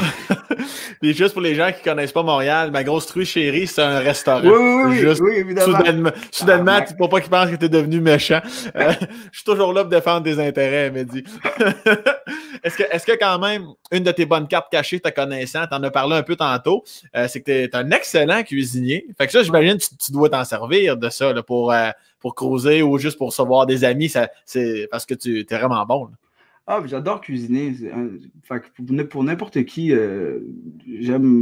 j'haïs cuisiner pour moi-même. C'est juste ça, je peux pas cuisiner quand je suis seul. Je me manque de respect dans mon alimentation. Quand je suis seul, je suis dégueulasse. Je te dis, je peux commander 2-3 fois du Uber Eats dans une journée. Mais quand je suis avec quelqu'un, des amis ou une fréquentation ou une date ou whatever, j'aime vraiment cuisiner puis me forcer parce que c'est le seul moment que j'ai pour pouvoir cuisiner. Ouais. Fait que je me donne. Mais évidemment, je veux dire, tout le monde aime bien manger. Fait que si tu sais cuisiner, toi aussi, je pense que t'es rendu pas pire, hein? Tu dois cuisiner pas mal. Ma blonde a dit que je suis bon, c'est juste que j'ai pas cet appel-là. Mais quand, mettons, j'ai une bulle, puis là, je dis, OK, là, je fais une recette, là, mais je suis tellement intense dans la vie, passionné, que Chris, ça va être ça à coche, mais c'est rare. C'est rare que l'envie me prend. Elle aime bien ça, heureusement, puis elle est excellente. Fait que je suis bien content, là. Mais sinon, pas assez souvent, non. J'ai hâte de goûter ce que tu fais. Je peux te donner 2-3 recettes, je suis rendu pas fait. Je vais les prendre, mais je pense que j'ai pas la créativité culinaire, mais je pense que je suis bon pour exécuter. Okay. Fait que, je pense que c'est ça la petite nuance que j'amènerais. Mais je peux pas cuisiner avec quelqu'un, par exemple. Ça, c'est une autre affaire. Ça te prend ta bulle? Je suis dans ma bulle, puis je deviens despotique, méchant. Je peux te crier après parce que t'as pas coupé les oignons de la bonne manière. Puis les gens autour de moi l'ont compris. Fait que, maintenant, ils me laissent tranquille dans la cuisine, mais il faut que j'apprenne à travailler ça. Là, j'ai travaillé 2 ans en cuisine, puis c'était ça. L'ambiance, c'est stress, tu cries après le monde. Mais c'est jamais personnel, parce qu'à la fin du rush, tout le monde s'aime bien, puis on prend un shot, puis on rigole. Mais il faut que je comprenne que c'est pas comme ça dans toutes les cuisines. À quelle place t'as travaillé? Ça s'appelle le Cine à Laval. C'était un restaurant fine cuisine française. C'était un supper club. C'était très cool. Ouais, là, je pense que ça a fermé ou ça a changé de nom. Okay. Mais ouais, c'était un resto jusqu'à 11h, puis après, ça devenait un club. Ah ouais? Puis t'avais quel âge? C'était avant l'école de l'humour ou non? C'était pendant mon cégep. Ah, ok, c'est ça. Pendant que j'étais au cégep, puis je travaillais là, puis j'ai vraiment... la cuisine, je trouve, c'est ma manière de... Tu sais, il y a des gens qui vont faire du yoga ou qui vont faire de la méditation. Ouais. C'est ça. Tout est dans la bouffe. C'est vrai ce qu'ils disent quand tu dis que tu mets de l'amour dans la bouffe. Là. Ouais. Pas dans le sens que tu éjacules, mais là... Avec sauce tartare. Mais on dirait que, je sais pas, ça me fait tellement du bien de cuisiner, puis on dirait que tu peux décrocher. Mm-hmm. Pas trop, parce qu'il faut pas que tu te coupes un doigt, mais fait que ça paraît. Puis c'est vrai que les gens aiment ça là, quand tu cuisines pour eux, parce qu'il y a plus beaucoup de monde qui cuisine pour les autres, fait qu'on dirait qu'ils le prennent vraiment bien. Mm-hmm. Tu sais, mettons, quand j'invite, mettons si j'ai une date ou avant qu'on pouvait faire des parties, on dirait que tout le monde est surpris. Les gens sont comme, voir que tu as cuisiné pour nous. Je suis comme, c'est la base. Ils sont comme, c'est donc bien nice. Je suis comme, mais voyons, c'est juste un repas. Puis là, compte tenu que tu es célibataire depuis un moment, j'imagine que tu as de la misère à cuisiner pour toi. T'as-tu pris 25 livres dans le dernier mois, mon cochon? Non, ça va, je me tiens bien. Je fais attention. Je fais quand même un peu de sport. Je me promène à gauche puis à droite. Tu fais quoi comme sport? Tu fais-tu la course? Hein? L'été, je fais beaucoup de vélo. Oui, c'est vrai. Je suis un gros fan de vélo. Je joue au soccer aussi l'été. C'est plus l'hiver que c'est un peu... Je suis pas très... je fais un peu de ski, mais... pas plus qu'une ou 2 fois, peut-être 3 fois par hiver, mais je trouve que c'est... Mais je suis comme... Je sais pas toi comment tu fais, mais moi, les gyms, je suis pas capable. On salue notre chum. On salue Mike. Ben non, mais honnêtement, moi, les gyms, je suis pas capable non plus. Mais c'est drôle parce que quand j'ai connu Mike Couture, mon gym privé, qu'on le salue d'ailleurs, qui va sûrement mettre le petite bande passante, ben oui, évidemment, câlisse. Il est quick. Il a commandité une couple de fois, puis là, la bande est toujours dans l'historique du Spacecast. À chaque fois que j'en parle, Chris, mais c'est drôle parce que j'avais dit à ma blonde, moi, s'il y avait un gym dans la vie, que je pouvais juste être dans un tête-à-tête avec un coach, puis tu sais, pas personne d'autre, on dirait que ça m'allumerait. Puis une semaine plus tard, j'ai vu cette annonce-là passer sur Facebook, puis j'ai fait que c'est pas vrai. Puis là, je me suis informé, puis j'ai rencontré Mike, ça fait 4-5 ans de ça. Puis là, évidemment, dans la dernière année, j'ai pris 20 livres à la petite part, mais je vais me remettre... Pour vrai? Mais non, mais t'avais full maigri en plus. Oui, j'avais maigri. À l'école de l'humour, là, je mangeais 15 000 calories par jour, le lait au chocolat, les Gatorade, les Mirages, les poutines. les t-shirts carve. Chris, t'avais pas un t-shirt qui avait pas un carve ou un truc mauve fluo? Ouais, dans ces moments-là où Chris, je peux même pas dire que j'avais pas de goût. Je savais même pas qu'est-ce qui était. Tu sais, quand j'ai rencontré ma blonde, elle m'avait dit, je te dis la première fois, là, je pensais vomir. Je suis comme, rien, donc, tabarnak. Elle dit, j'exagère un peu, mais pour vrai, c'était pas beau. Là. Tes jeans, tes souliers, le chandail que t'avais, tu vois que ma personnalité a quand même dominé sur le polyester. Mais non, t'as raison. Puis, oh oui, c'était inacceptable. Mais maintenant, là, j'ai plus le bon regard parce que j'ai été éduqué. Ouais. Mais sinon, j'étais comme, ben non, moi, je prends ça. J'ai aucune idée. Je savais pas pantoute, mais effectivement, c'était pas à mon meilleur. Mais ouais. Non, je me rappelle la transition quand tu étais avec ta blonde. On était comme, ah ouais, ok, il est en couple. Il est en couple, ça. Mais on parlait de gym parce que je sais pas si pour toi aussi, parce que je sais que tu es quand même un gars assez sportif, là, mais moi, c'est que j'ai jamais pu avoir le high que j'avais quand je faisais, mettons, du soccer. Tu sais, j'ai fait du soccer de compétition pendant presque 10 ans. J'ai fait de l'athlétisme pendant 6 ans. Puis on dirait que moi, j'ai grandi avec cette idée-là que le sport, c'est pour une compétition. Fait que je comprenais pas le but de faire du sport si j'ai pas une médaille ou si... Tu sais, je suis comme, qu'est-ce que je fais au gym? C'est quoi le but? Il n'y a pas de podium, il n'y a pas de victoire. Fait que j'ai comme perdu cette relation avec le sport. Mais là-dessus, on est pareil, je suis totalement d'accord. Moi, j'ai toujours fait du hockey de compétition aussi, là, dans le sens où il y avait comme un classement, des points, des séries, puis une coupe de tournois à travers ça. Puis je pense qu'en vieillissant, c'est ça qu'on perd, dans le sens où, tu sais, moi, les ligues de hockey que je peux faire, ben, c'est toujours, ça se veut récréatif, là, tu sais, il y a pas de... C'est le fun, mais il manque... Même l'entraînement, là, moi, j'aime la pression, puis tu sais, d'ailleurs, Coach Mike, mon gym privé, Mike, veux-tu remettre de la bande pour être certain qu'on sache de qui on parle? Mais...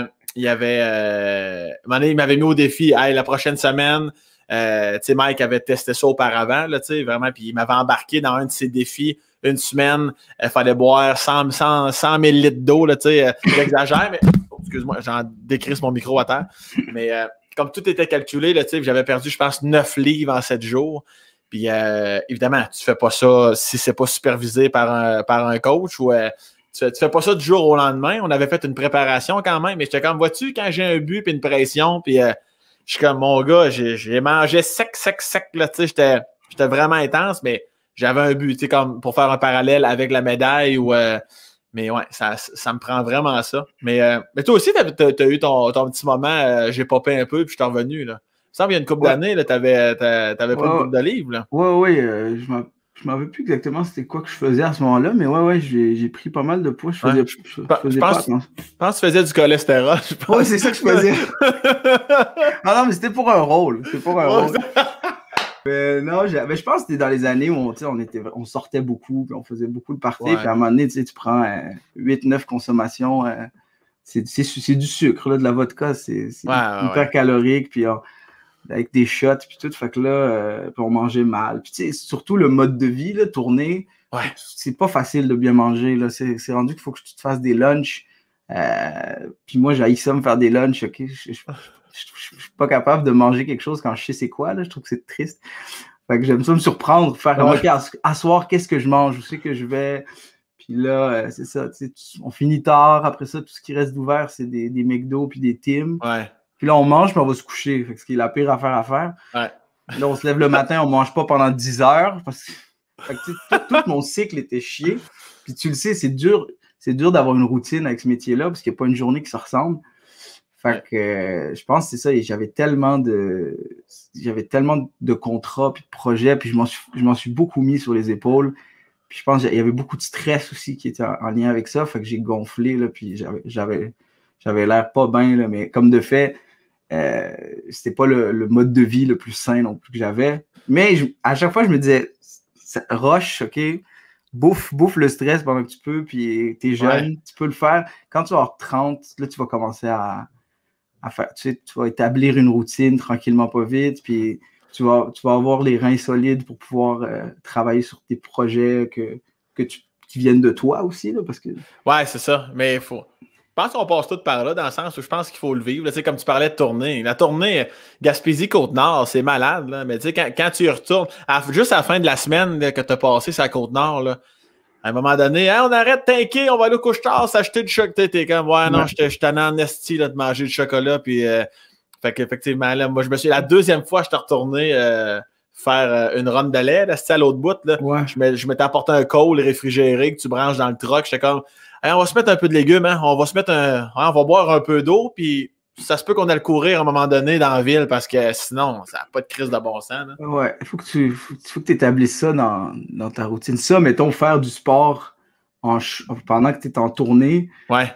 Moi, c'est quelque chose que j'envisage pas. Là. Dans ma tête, c'est comme les gens qui vont dans le sud puis ils vont au gym. Je suis comme, mais voyons, tabarnak, t'es en vacances. Puis là, ils cherchent un club, un resort avec un gym parce que. Ouais. Mais je comprends, tu sais, je veux dire, c'est des gens qui aiment.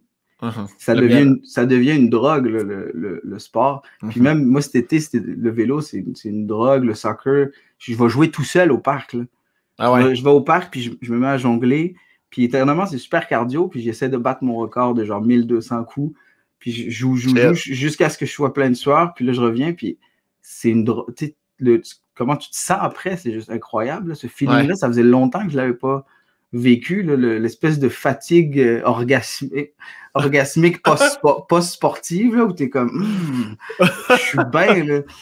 Mais, fait que c'est ça, il faut que je recommence. Mais c'est tough, tu sais, je veux jouer dans une ligue, c'est jeudi, mais il y a un jeudi sur 3 que je peux pas. Ça, je peux. Fait que, puis là, après ça, tout le monde taillit parce que tu viens pas. Puis... C'est pour ça que des fois...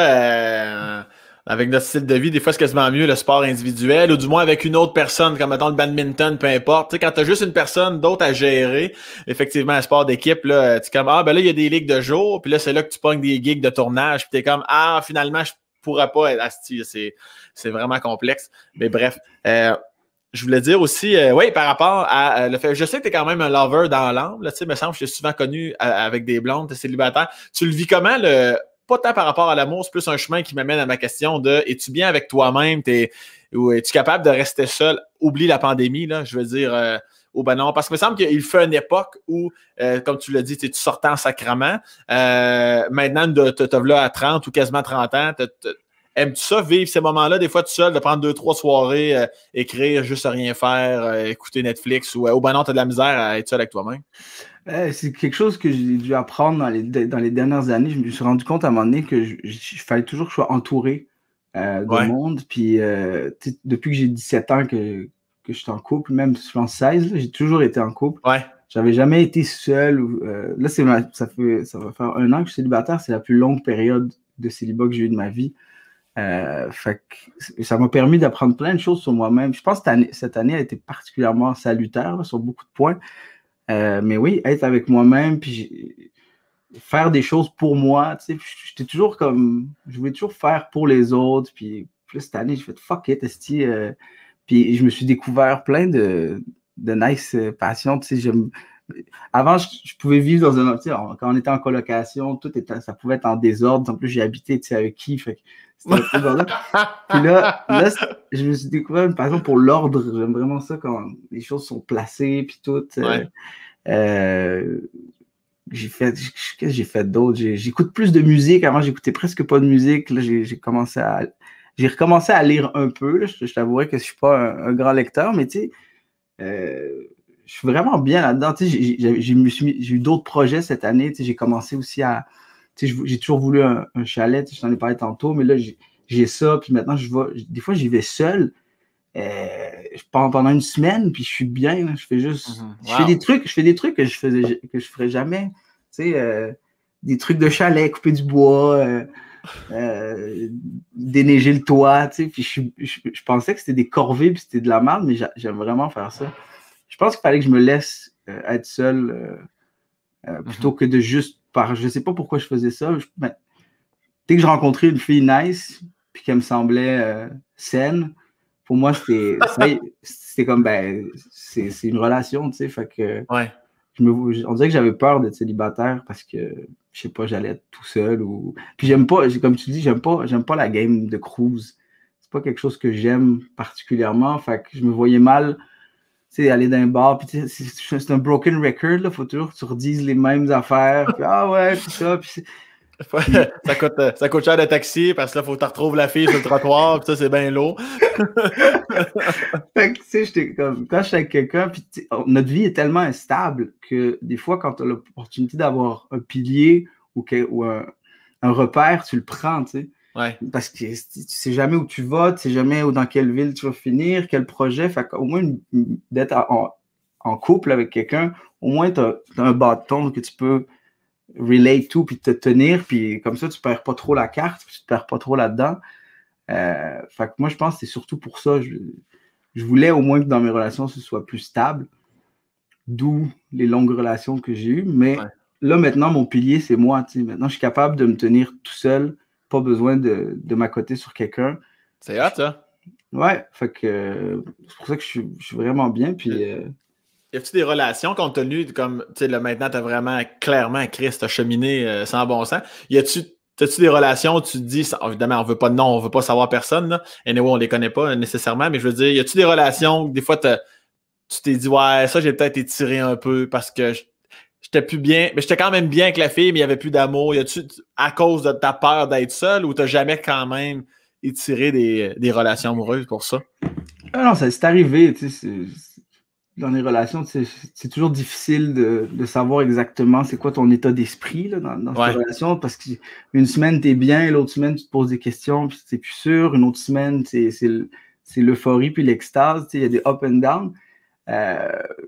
C'est sûr que j'ai beaucoup à apprendre des relations, tu sais, je suis encore un néophyte, là, je veux dire, j'ai à peine 30 ans, je pense qu'il y a des gens qui ont 60 ans, puis ils apprennent toujours sur les relations. Ouais. Fait que c'est sûr que j'ai beaucoup à apprendre. Puis c'est vrai que des fois, j'ai peut-être pas bien lu les signes ou des fois, je me suis peut-être convaincu que j'étais bien dans la relation alors que je ne l'étais pas. Tu sais, c'est souvent quand tu sors d'une relation que tu fais tabarnak. Ça n'a pas d'allure, cette affaire-là. Pourquoi personne ne m'a rien dit? Puis là, tes chums sont comme, on te l'a dit, c'est juste que tu voulais rien entendre. Tu sais. Ah ouais. Là, j'étais comme, ah ouais, vous aviez raison. La prochaine fois, je vais faire attention. Mm-hmm. Puis, mais je pense que la meilleure façon, c'est ça, c'est d'en apprendre le plus possible. Puis je pense c'est comme n'importe quoi. Là, plus tu pratiques, plus tu es bon. On ira pas dans le deuxième degré de cette phrase-là. Non. Deuxième. Mais... Est-ce que t'envisages-tu des fois d'être le rôle de père pour toi? C'est-tu comme si je verrai ou ben non, c'est. Parce qu'il y en a des fois qui vont dire moi, honnêtement, je peux pas avoir d'enfants. C'est quoi ta pensée par rapport à ça? C'est sûr que je veux des enfants, puis je deviens, moi-même, je me rends compte, je deviens un père. Même auprès de mes proches, j'agis comme un père, sans le vouloir. Quelqu'un va sortir, je fais « Hey, il fait froid, tu mets une autre veste. » Parce que sinon, dans 1 heure, tu vas avoir froid. Je cuisine aussi pour j'aime ça, m'occuper des gens, je veux être certain qu'ils soient bien. Puis là, j'ai mon auto, j'ai eu une auto, mon permis de conduire cette année. Fait que là, j'ai une auto, puis je tripe faire des lifts, mettons. Me dis, je prends un temps. L'impression que je parle à 2011, 2021. Non, je te dis. Bravo! J'imagine, thanks, mais on dirait que j'aime ça, ce rôle-là. Après, c'est sûr qu'il y a un moment pour tout, là. Je pense pas que en ce moment, dans l'immédiat, je suis pas prêt. De toute façon, il faut être avec quelqu'un, il paraît. Ouais, ça a l'air, là. Depuis la pandémie, c'est la nouvelle loi, là. Ouais. C'est ça. C'est à cause du travail, là. En ce moment, je préfère encore bûcher pendant quelques années pour être encore plus stable à l'aise. Puis ensuite, je vais envisager de. Puis c'est nice, les gars, on est vraiment chanceux, là. On peut en avoir à 45, ça nous tente. Mais c'est un peu plus plate pour les filles, mais. Les filles, ça peut. Il y en a de cas qui sont allés à 40. Il y en a 40, 42. Mais ouais, effectivement, je pense que c'est mieux. On a moins cette horloge biologique. Mais... Ouais, le corps humain, les joies du corps humain. mais c'est sûr que je suis très prêt, là. C'est sûr que je veux des enfants. Je pense que je ne serais pas un mauvais père, là. C'est juste que je ne veux pas être le classique père absent qui travaille tout le temps et qui débarque avec des cadeaux, là, tu sais. Y a-tu quelque chose, rien contre tes parents, loin de là, tu vas comprendre ma question, des choses que toi, tu n'as pas reçues ou tes parents ont fait quelques trucs ou t'ont enseigné ou t'ont pas enseigné quelque chose que tu dis ça, mes parents, moi, je l'ai pas eu. Puis ça va être important pour moi que je vais le donner, ça, à mes enfants. Je pense peut-être juste un peu plus de transparence quand j'étais enfant, là. Peut-être, je comprends qu'il y a beaucoup de choses qui que tu peux pas dire à un enfant parce que tu veux le protéger. Puis, j'aurais peut-être aimé un peu plus comprendre ce qui se passe quand tout ça est arrivé et qu'on a bougé. Mais sinon, c'est dur. J'ai tellement eu la chance d'avoir une bonne éducation avec mes parents. Fait qu'il n'y a pas grand-chose. Ben, c'est sûr que je ne vais pas éduquer mes enfants comme eux l'ont fait. On est différents, c'est normal.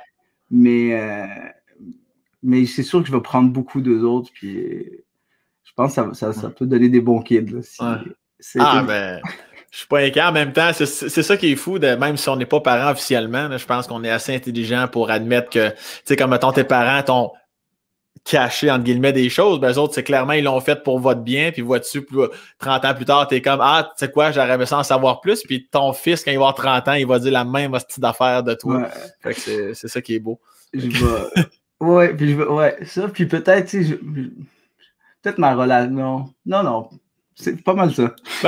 Je cherchais, non, mais tu sais, des fois, tu sais, comme, quand on était ado, parce qu'on veut pas tout dire à nos parents, tu sais, parce qu'on fait que, tu sais, des fois, mettons, je disais, je m'en vais au cinéma, puis j'allais à un party, puis mettons, si je t'ai pogné pour pas avoir de lift ou quelque chose, je pouvais pas dire, hey, venez me chercher. Fait que, je pense qu'avec mes enfants, je vais leur dire ça, je vais dire, hey, dites-moi où est-ce que vous allez exactement, bullshitez-moi pas, puis je vais m'arranger pour que tout se passe correct, là, tu sais. Mais ça, on l'a tout fait, on fait tous des trucs dans le dos de nos parents, fait que je trouve que cette relation-là, des fois, peut être un peu améliorée. Tu sais. Mais dis, je t'ai connu en 2011, je l'ai dit tantôt, puis je sais, on chemine tous, là, on grandit tous, puis on évolue, mais pas que tu partais de plus loin que les autres, loin de là, je veux juste dire qu'au contraire, ton évolution, je trouve que je t'écoute parler, puis on dirait que je suis comme, avant le podcast, je suis comme, oui, Mehdi, je le connais, Mehdi, mais si, on dirait que cette dernière heure et demie, je suis comme, calvaire que t'as fait. C'est vraiment beau de t'entendre parler. Merci, c'est fait. C'est le micro, en fait. C'est le nouveau micro aussi. Ils sont parfaits. Moi, je pense que tes réponses, c'était de la merde, mais ton micro faisait en sorte que ta voix sortait des bonnes réponses. Tout est dans le mic, pas vrai, mic.